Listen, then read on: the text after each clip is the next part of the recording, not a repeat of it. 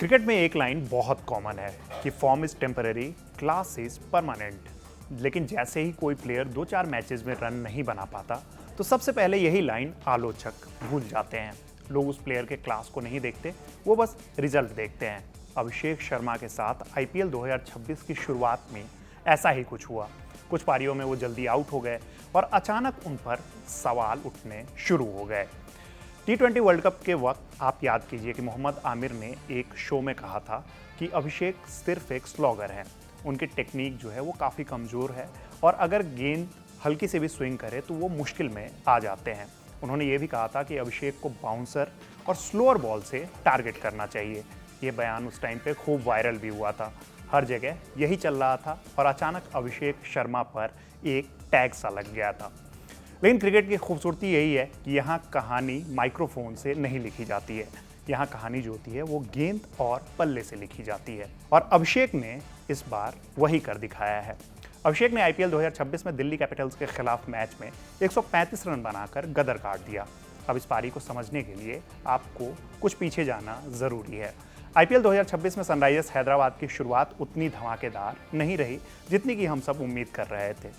Team में fire power था लेकिन कंसिस्टेंसी नहीं थी। अभिषेक शर्मा से उम्मीद थी कि वो पावर प्ले में गेम को एक तरफा कर देंगे, लेकिन कुछ मैचेस में वो जल्दी आउट हो गए और यही वो वक्त था कि आमिर की वो पुरानी क्लिप फिर से सोशल मीडिया पर वायरल होने लगी। फिर से अभिषेक पर सवाल उठने लगे। लेकिन जो लोग अभिषेक के गेम को करीब से जानते हैं उनको अभिषेक के गेम पर पूरा भरोसा था। उनके मेंटोर युवराज सिंह हमेशा कहा करते हैं कि अभिषेक में वो जज्बा है जो बड़े खिलाड़ियों में होता है, मुश्किल वक्त में और ज़्यादा चमकने का जज्बा। और दिल्ली के खिलाफ उस मैच में अभिषेक ने यही साबित किया। 21 अप्रैल 2026 को हैदराबाद में कोई नॉर्मल मैच नहीं था, ये अभिषेक के लिए एक टेस्ट था। राजीव गांधी स्टेडियम की पिच देखने में फ्लैट लग रही थी, लेकिन असल में गेंद उतनी आसानी से बल्ले पर नहीं आ रही थी जितना पिच को देखने के बाद लग रहा था। यहाँ सिर्फ ये चीज़ साफ हो गया था कि आप ताकत के ज़रिए रन नहीं बना सकते हैं। यहाँ पेशेंस चाहिए, टाइमिंग चाहिए और सबसे ज़रूरी था गेम को पढ़ना। मैच से पहले कोच जेम्स फ्रैंकलिन ने अभिषेक से बात की थी। प्लान एकदम क्लियर था कि आज पावर प्ले में हिट करके आउट नहीं होना है, जो अभिषेक अक्सर किया करते थे। आज पूरा मैच खेलना है और ये अभिषेक के लिए एक नया रोल था।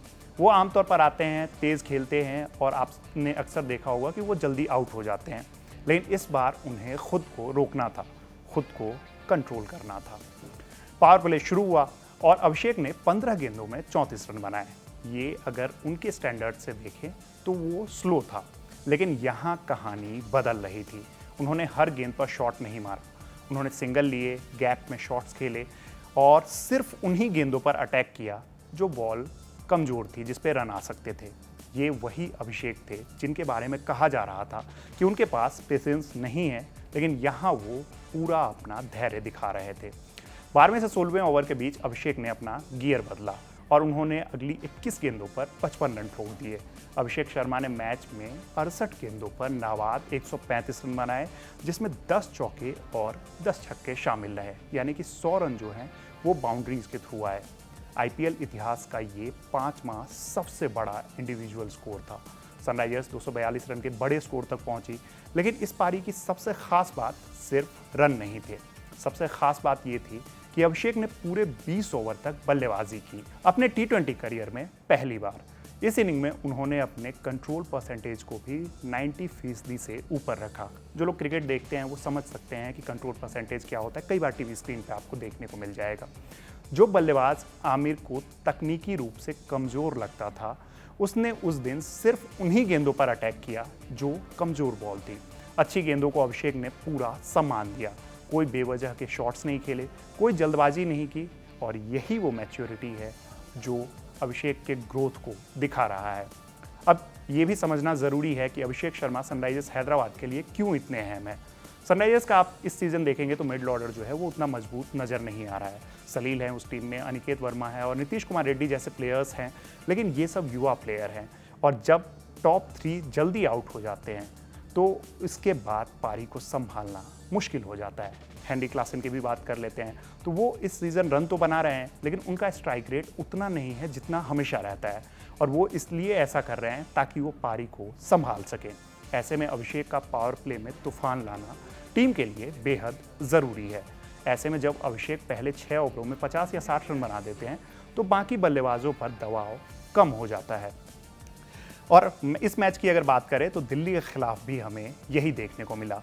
क्लासेन ने 13 गेंदों पर 37 रनों की नाबाद पारी खेली, यानी कि इस बार उन्होंने तेजी से रन बनाए और तीसरे विकेट के लिए उन्होंने अभिषेक के साथ मिलकर 32 गेंदों पर 66 रनों की पार्टनरशिप की। अभिषेक ने इस इनिंग के दौरान हर बॉलर्स के खिलाफ रन बनाए। अभिषेक ने नीतीश राणा की 15 गेंदों का सामना किया जिसमें उन्होंने 43 रन कूट दिए।